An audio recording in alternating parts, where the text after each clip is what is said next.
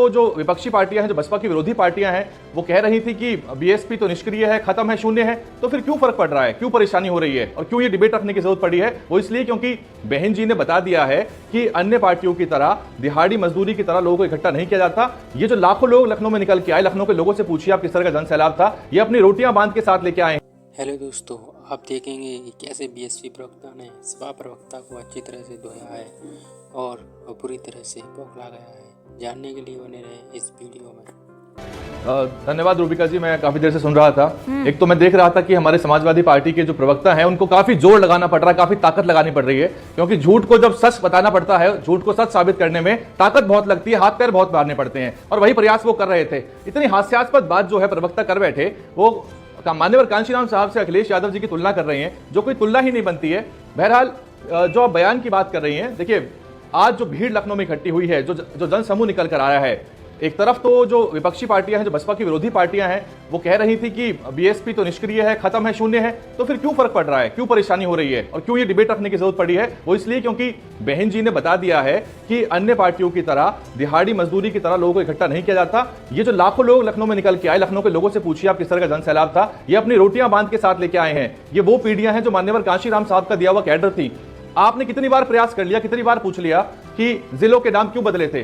प्रत्यक्ष को रूबिका जी प्रमाण की जरूरत बिल्कुल भी नहीं होती। और मैं दलित समाज के भाइयों से भी कहना चाहूंगा और कि अगर आपको किसी नेता के चरित्र को जानना है, नेता को जानना है, पार्टी के चरित्र को जानना है, तो केवल उनके सत्ता काल को देख लीजिए। आज समाजवादी पार्टी कितनी भी बातें कर ले, कितनी भी मीठी मीठी बातें कर ले, उससे कतई भी फर्क नहीं पड़ता। बहुत ईमानदारी से अखिलेश यादव क्यों नहीं पीडीए पर काम करेंगे? आप लोगों ने तो इसको एकदम गारंटी ले लिया है ना कि जाटव कहीं नहीं जाने वाला है, दलित कहीं नहीं जाने वाला है।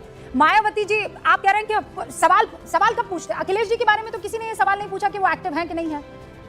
योगी आदित्यनाथ के लिए तो किसी ने नहीं पूछा कि वो एक्टिव हैं कि नहीं, because they are actually active in the राजनीति। मायावती जी कभी आती हैं, कभी अचानक वो गायब हो जाती हैं, तो सवाल तो पूछेगा ना। फिर उनका वोटर, उनका मतलब जिसे कहते हैं बपौती तो नहीं है ना, फिर उसके बाद कोई और उसे अपनाने की कोशिश करेगा। और अगर फराज भाई and his party is working for PDA, तो फिर किसी को दिक्कत नहीं होनी चाहिए।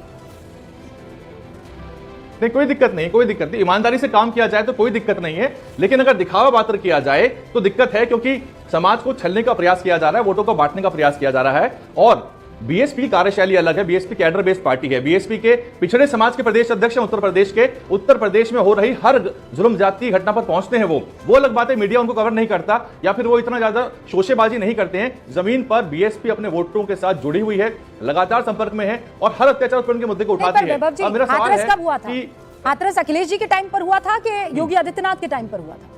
और हाथरस तो सिर्फ एक घटना है जो मैं आपको गिना रही हूँ, उसका जिक्र क्यों नहीं किया मायावती जी? अभी जो दलितों पर जिस तरीके के क्राइम हो रहे हैं वो, और इसीलिए फिर मौका मिला सपा को ये कहने का कि Mayawati ji is friends with BJP.